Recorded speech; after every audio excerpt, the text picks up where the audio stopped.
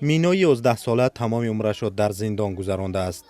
مادر و پدر مینا را برای غارتگری و قتل 27 نفر به زندان یکمری محکوم کردند. پدری من آدم کشته است و برای همین او را و مادرم و برادرم را زندانی کردند. پدر و برادرم در زندان مردند. مادرم زنده است. همینجا تولد و بزرگ شدم.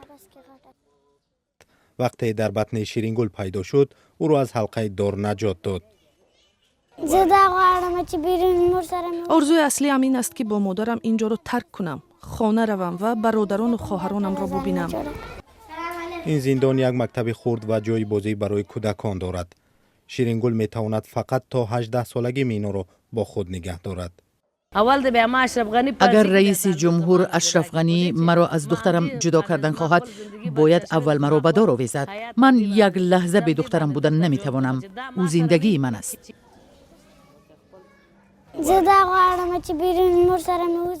می خواهم با مادرم به خانه روم و طبیب شوم.